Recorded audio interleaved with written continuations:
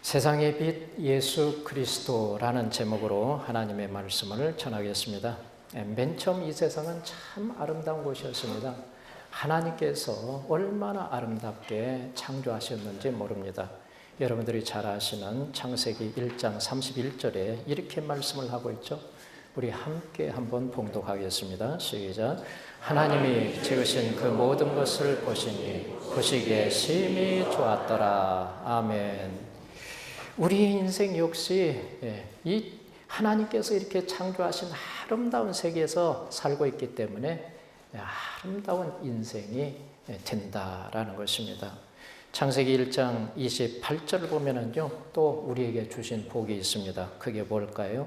우리의 인생이 너무도 아름다운 나머지 또 복된 인생이 된다는 것입니다. 창세기 1장 28절에 이렇게 말씀합니다. 하나님이 그들에게 복을 주시며, 무슨 뜻입니까? 우리의 인생, 복된 인생이다라는 것입니다.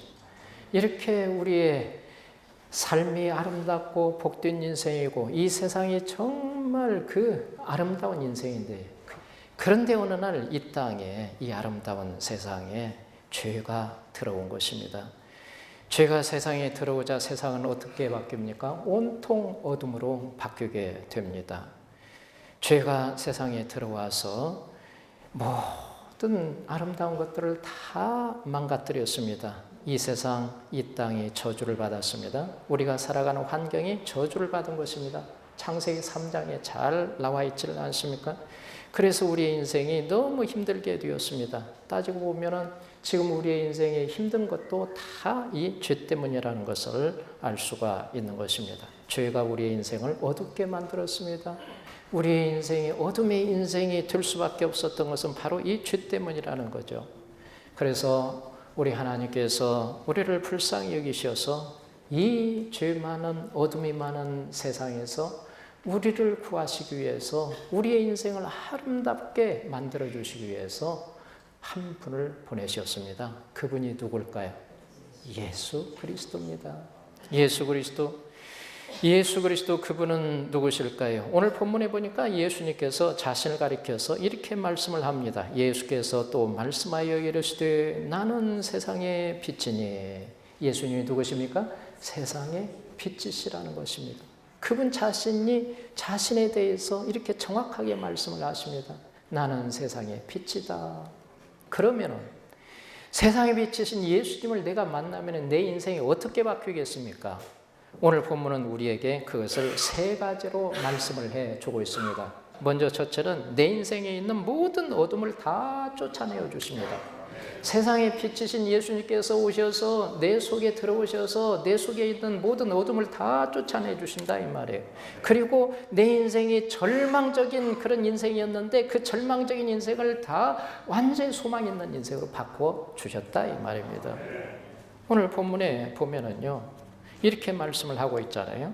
나는 세상의 빛이니 나를 따르는 자는 어둠에 다니지 아니하고. 무슨 말입니까? 어둠에 사로잡히지 아니하고 어둠의 종이 되지 아니하고 어둠으로부터 해방이 되고 어둠으로부터 자유함을 누리고, 그런 뜻 아닙니까? 여러분, 예수님이 세상의 빛이시기 때문에 우리의 속에 있는 모든 어둠들을 다 몰아내실 수 있는 겁니다.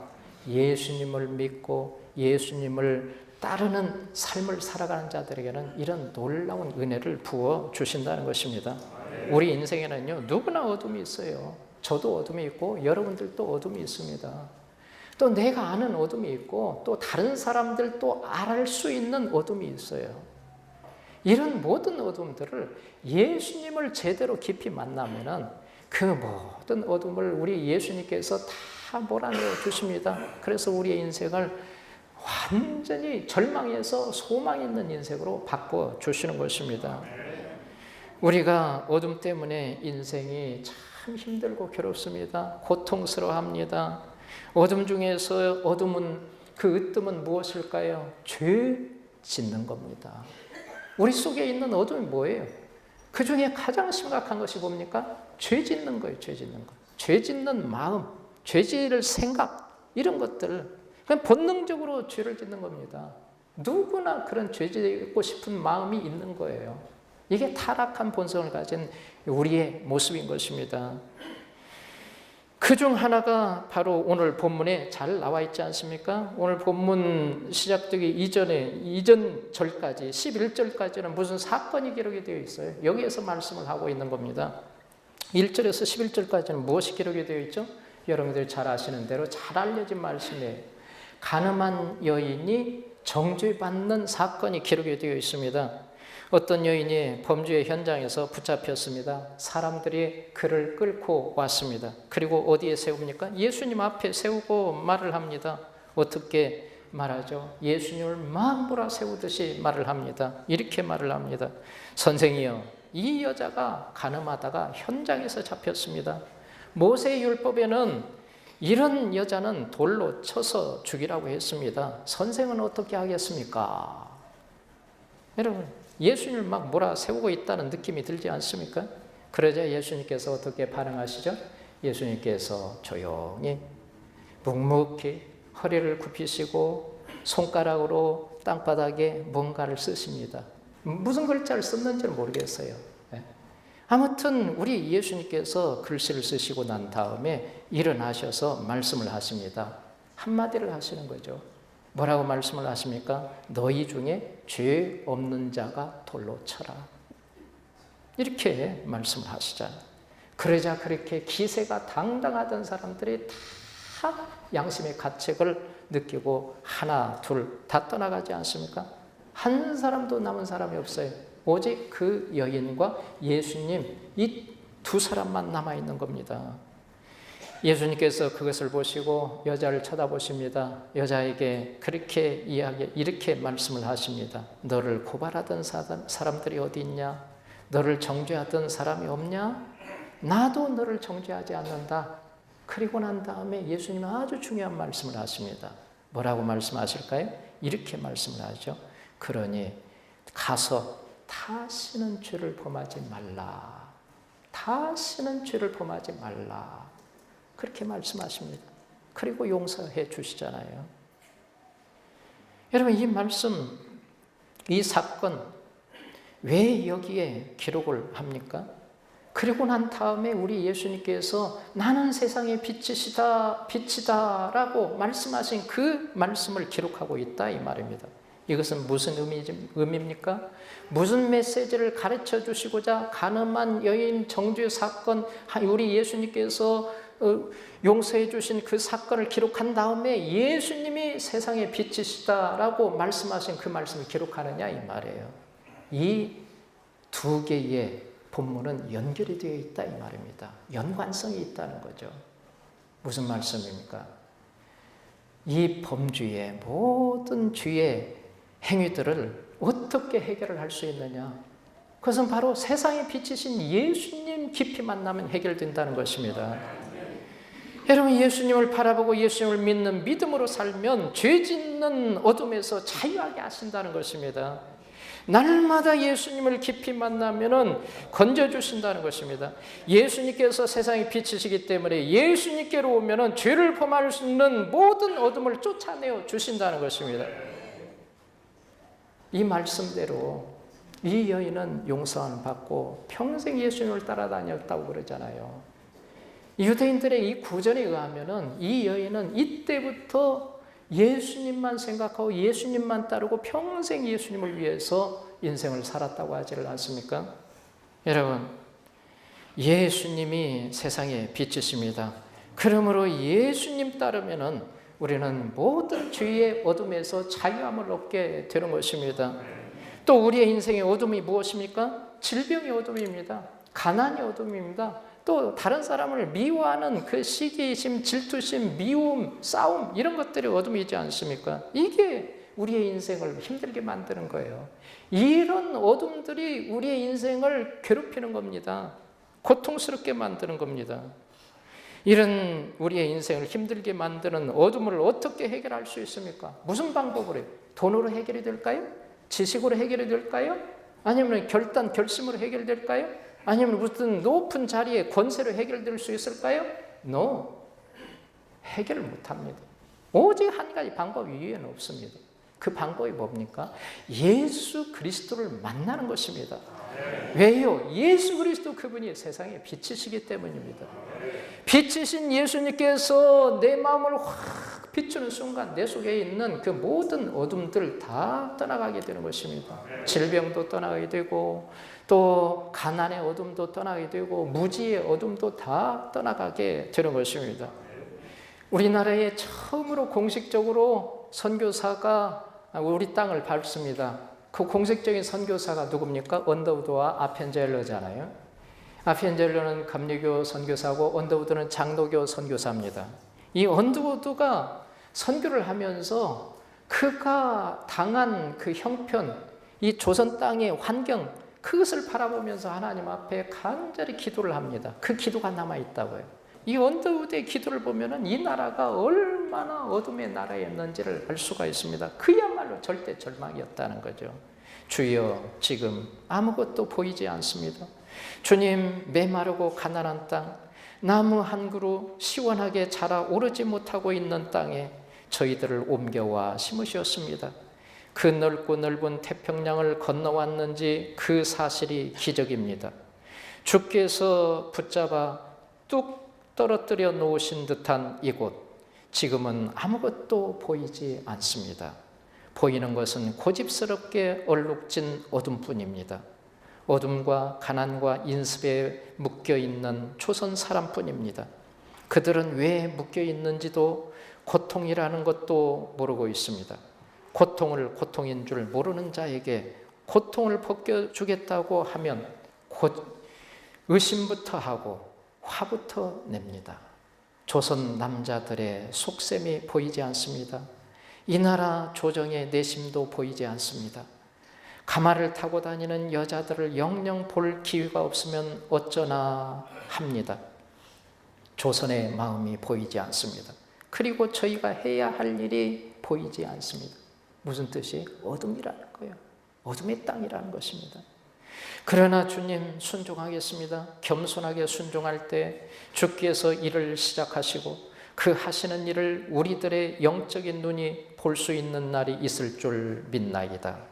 믿음은 바라는 것들의 실상이요 보지 못하는 것들의 증거니라고 하신 말씀을 따라 조선의 믿음의 앞날을 볼 수 있게 될 것을 믿습니다.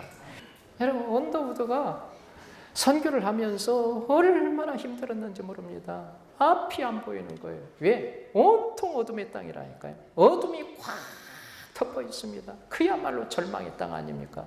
이런 땅에 와서 그가 무엇을 선포합니까? 이 절망의 땅에 무엇을 전합니까? 누구를 소개합니까? 예수 그리스도를 전하고 있습니다. 세상의 빛이신 예수 그리스도를 전했다 이 말이에요. 그래서 131년이 지난 오늘을 한번 보십시오. 여러분, 무수한 교회가 들어서 있고요. 이처럼 세상의 빛이신 예수님께서 빛을 비추시니까 모든 어둠들이 다 떠나가게 되는 것입니다. 빛이신 예수 그리스도, 세상의 빛이신 예수 그리스도를 영접하십시오. 그리고 그분만 따르십시오. 그분에게 순종하십시오. 그리하면 여러분 속에 있는 여러분을 절망하게 만드는 모든 어둠들을 다 쫓아내어 주실 것입니다. 그 다음 두 번째, 세상의 빛이신 예수님을 믿는 믿음으로 살면은 내 인생에 어떤 일이 일어납니까? 어떤 일들이 일어날까요? 내 인생에 갈 길을 보여주십니다. 예수님께서 갈 길을 보여주셔요. 그 갈 길이 뭡니까? 장래의 인생 비전이란 말이죠. 그 인생 장래의 비전을 보여주시고 또 그것을 이룰 수 있도록 인도해 주신다 이 말이에요. 그래서 오늘 본문에 이렇게 말씀을 하고 있습니다. 나는 세상의 빛이니 나를 따르는 자는 어둠에 다니지 아니하고 생명의 빛을 얻으리라. 예수님을 따르는 자들은요 생명의 빛을 얻으리라. 이렇게 말씀을 하고 있습니다. 생명의 빛, 생명이 뭡니까? 사는 것 아닙니까? 되는 인생이에요. 생명이. 빛이 뭡니까? 비추는 겁니다. 빛을 비추면은 안 보이던 것이 환히 보입니다. 우리의 미래, 우리의 장래, 우리의 비전, 우리의 먼 훗날, 그것은 보이질 않아요. 끝이 없습니다. 불투명합니다. 불확실합니다. 그런데 세상의 빛이신 예수님께서 확 보여주시면 우리의 앞날이 보입니다. 우리의 장래가 보입니다. 비전이 보입니다. 비전. 그래서 우리에게 우리의 장래의 비전을 주실 수 있는 분은 오직 예수 그리스도 이외에는 없는 거예요. 비전은요, 내가 뭘 해가지고 어떤 책에서 배우는 게 아닙니다. 비전은 뭐냐? 보는 거예요, 보는 거. 보여주셔야 보는 겁니다. 눈이 열려야 보는 거예요. 우리 예수님께서 다 비전을 보여주시지 않습니까? 왜요? 그분이 세상의 빛이시기 때문에 보여주시는 거예요. 그래서 누구든지 예수 그리스도 그분을 만나면은요, 인생의 앞길이 보이는 겁니다. 바른 길이 보입니다. 살 길이 보입니다. 그러니까 이 예수님을 깊이 만난 사람들은 반드시 장래 인생 비전을 보게 되어 있습니다. 이런 일들이 얼마나 많은지 몰라요. 성경에도 무수한 인물들이 많이 나옵니다. 그 인물 중에 한 사람이 누굽니까? 아브라함 아닙니까? 아브라함. 창세기 12장 1절에서 3절을 보면은요, 이 말씀이 얼마나 유명한 말씀입니까? 자, 한번 볼까요? 이 말씀 무슨 말씀이죠? 아브라함의 장래 인생 비전에 대해서 보여주고 있는 말씀이에요. 같이 한번 우리 봉독하겠습니다. 시작. 여호와께서 아브라함에게 이르시되 너는 너의 고향과 친척과 아버지의 집을 떠나 내가 네게 보여줄 땅으로 가라. 내가 너로 큰 민족을 이루고 네게 복을 주어 네 이름을 창대하게 하리니 너는 복이 될지라. 너를 축복하는 자에게는 내가 복을 내리고 너를 저주하는 자에게는 내가 저주하리니 땅의 모든 족속이 너로 말미암아 복을 얻을 것이라 하신지라. 아멘. 여기 이 말씀을 여러분들이 가만히 관찰을 해보십시오. 뭐가 많이 나옵니까? 무슨 말씀을 많이 하고 있습니까? 하나님께서 너요, 너, 유. 여기서 너는 누구예요? 너. 아브라함이잖아요. 아브라함을 중심으로 해서 세계 역사가 굴러간다는 거예요. 아브라함을 중심으로 해서 모든 주변의 사람들이 복을 받기도 하고 저주를 받기도 하고 그런다는 거예요. 이 말씀을 언제 주셨습니까? 아브라함이 몇 세 때 주셨어요? 75세 때 주셨다니까요. 75세. 여기 75세 안 된 사람들 손 들어보세요. 얼마나 많은지 몰라. 여러분 할아버지 때 주셨다니까 이 말씀. 인생 황혼 때 주셨단 말이에요. 그래서 아브라함이 제2의 인생 비전을 가지고 살잖아요. 하나님께서 아브라함의 인생을 이렇게 보여주시잖아요. 인생 비전을 보여주시잖아요. 여기 보니까 4절에 보니까요, 이렇게 말씀을 합니다. 이에 무슨 말이에요? 아브라함이 이렇게 반응했다 그런 뜻입니다. 이에 아브라함이 여호와의 말씀을 따라갔고 항상 하나님의 말씀에 귀를 기울였습니다. 하나님께서 나에게 무슨 말씀을 하실까? 오늘은 어디로 가라고 하실까? 갈 바를 알지 못하고 갔다니까요. 목적지를 모르고 떠나라니까 그냥 떠났어요. 히브리서 11장에 보면은 갈 곳을 알지 못하고 나갔다고 그랬잖아요. 여러분 같으면 그 갈 수 있겠어요? 하루하루 하나님께서 인도를 하십니다. 그래서 마침내 7절 8절에 보니까 마침내 가나안에 들어갔더라.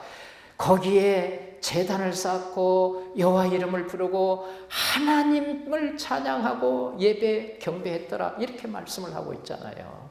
사방팔방으로 내 인생이 아무것도 안 보여도요, 모든 그 절망이 겹겹이 쌓여 있어도 예수님 따라가면 인생이 되는 거예요. 왜요? 예수님이 길이시기 때문에 그렇습니다.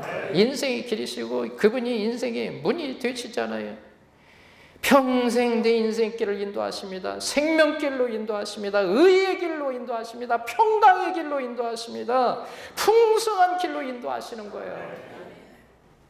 그래서 하나님께서는, 우리 예수님께서는 다윗의 인생을 통해서 우리에게 위대한 진리를 깨닫게 해주시는 겁니다. 그게 시편 23편의 말씀 아닙니까? 한번 같이 봅시다. 시작. 여호와는 나의 목자시니 내게 부족함이 없으리로다. 그가 푸른 풀밭으로 나를 인도하시며 쉴만한 물가로 인도하시는도다. 내 영혼을 소생시키시고 자기 이름을 위하여 의의 길로 인도하시는도다. 보십시오. 우리 하나님께서, 삼위일체 하나님께서 인생길을 어떻게 인도하시는가? 얼마나 풍성하게 채워주십니까? 쉴만한 물가로 인도하시고, 푸른 풀밭에 누이시고 막 먹이시고, 푸른 풀밭, 풀이 끝이 없어요. 끝이 없어. 완전히 초장이잖아요. 부족함이 없잖아요. 꼴이 널려 있잖아요. 풍성하게 흘러 넘치잖아요. 그런 곳으로 인도하시지 않습니까? 내 영혼을 소생시키시고, 여러분, 이 영혼을 살리신다 이 말이에요. 소생시키신다. 늘 새로운 힘, 열정, 의욕을 물붓듯이 부어주십니다. 그래서 인생을 정말 열정적으로 사는 그런 인생이 된다는 거예요. 의의 길, 바른 길, 생명의 길, 영원한 길로 인도해 주시지 않습니까? 모든 것 다 우리가 부족함이 없이, 부족함이 없는 정도가 아니에요. 흘러 넘치도록 누리지를 않습니까? 여러분, 예수님께서 이처럼 우리의 장래의 비전을 보여주시고 이루시고 성취하여 주시는 분이심을 믿으시기를 바랍니다. 그 다음 마지막 한 가지, 세상의 빛이신 예수님을 믿는 믿음으로 살 때 내 인생에 무슨 일이 일어납니까? 예수님께서 내 인생을 존귀한 인생으로 만들어 주십니다. 여기 생명의 빛을 얻으리라 그러잖아요. 나를 따르는 자는 생명의 빛을 얻으리라 그러잖아요. 생명의 빛, 빛이 뭡니까? 비추는 거잖아요. 내 인생을 빛나게 하시는 것입니다. 영광스러운 인생이 되게 하시는 것입니다. 사람들로부터 존경받는 인생이 되게 하십니다. 모든 사람이 흠모하는 인생이 되게 하신다 이 말이에요. 시편 37편 5절 6절에 이렇게 말씀을 하고 있죠. 함께 하겠습니다. 시작. 네 길을 여호와께 맡기라. 그를 의지하면 그가 이루시고 네 의를 빛같이 나타내시며 네 공의를 정의의 빛같이 하시리로다. 아멘. 무슨 말씀입니까? 하나님께 내 인생을 맡기면 내 인생을 하나님께서 빛나게 하신다, 그런 뜻 아닙니까? 하나님이 나를 높여주신단 말이에요. 다른 사람들 앞에서 내 인생을 세워주십니다. 존귀한 인생이 되게 하십니다. 아무리 낮고 비천한 인생도 하나님이 높여주시면 존귀한 인생이 되는 겁니다.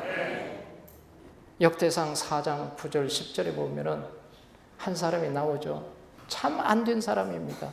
누굽니까? 야베스 아닙니까? 그는 어머니 뱃속에 있을 때부터 장애인이었습니다. 태어날 때도 장애인으로 태어났고 자라면서도 장애인으로 그렇게 자라고 있었습니다. 어머니를 너무도 힘들게 했어요. 그래서 그가 태어날 때 그도 죽고 어머니도 죽을 뻔했어요. 이걸 난산이라고 하는 거예요. 얼마나 고생하면서 낳았는지, 죽을 뻔했는지. 그래서 낳기는 낳는데 이게 사람 고시를 할까 싶어가지고 자기 아들 이름을 어머니가 뭐라고 지었어요? 야베스라고 지었어요. 고통이라는 뜻이에요. 여러분, 어떻게 아들 이름을 고통이라는 뜻으로 지어요? 그건 부모로서 지을 이름이 아니잖아요. 그런데 그렇게 지었다니까요. 이것만 봐도요, 짐작이 가지 않습니까? 아무 소망이 없어요, 야베스는. 그런데 이 야베스가 어느 날 하나님을 만납니다. 그리고 하나님께 두 손 들어 그의 인생을 다 맡깁니다. 인생을 어디에 걸어요? 하나님께 걸어버려요. 그래서 10절에 보면은 이렇게 야베스가 기도를 합니다. 한번 10절 보겠습니다. 시작. 야베스가 이스라엘 하나님께 아뢰어 이르되 주께서 내게 복을 주시거든 나의 지역을 넓히시고 주의 손으로 나를 도우사 나로 환난을 벗어나 근심이 없게 하옵소서 하였더니 하나님이 그가 구하는 것을 허락하셨더라. 아멘. 나의 지역을 넓혀 주옵소서. 나의 지역을 넓혀 주옵소서. 무슨 말입니까? 그의 비전 장래를 위해서 기도하잖아요. 내일의 인생을 위해서 기도하잖아요. 내 인생 이제 좁은 여기에서 갇혀서 이렇게 살 수가 없습니다. 조금 더 내 지역을, 활동 범위를 넓혀 주옵소서. 내 인생의 무대를 넓혀 주옵소서. 비전을 위해서 기도하잖아요. 그리고 현재 당하는 근심, 환난, 얼마나 힘들었으면 지금 당하는 이 환난에서 나를 벗어나게 하옵소서. 그 기도를 하나님 허락하셨다고 그러잖아요. 그래서 어떤 사람이 됩니까? 9절에 그의 형제들보다 귀중한 자라. 여러분, 귀중한 인생, 존귀한 인생은 누가 세우십니까? 내가 존귀한 인생이 되고 싶다고 됩니까? 하나님이 세우셔야 됩니다. 우리 예수님께서 이 말씀을 이루신다고 그러잖아요. 이 말씀은 앞으로 오실 메시아가 이런 사역들을 행하신다고 그러잖아요. 예수님을 통해서 예수님 안에서 이루어지는 것입니다. 그러므로 누구든지 아무리 야베스보다도 더한 그런 장애가 있고 고통이 있을지라도 우리 예수님의 이름으로 기도하고 주님 바라보고 주님 따라가면 인생이 바뀌는 거예요. 할렐루야. 그래서 예수님 이외에는 해답이 없는 겁니다. 존귀한 인생이 됩니다. 여러분의 인생을 하나님께 맡기시기 바랍니다. 예수님께 여러분들의 인생을 맡기시고 예수님께 순종하십시오. 그러면은 존귀한 인생이 되게 하실 것입니다. 그래야 이 남은 인생 하나님을 위해 죽도록 충성하고 우리 예수님의 이름을 자랑하는 복된 인생 되기를 예수님의 이름으로 축복합니다. 할렐루야.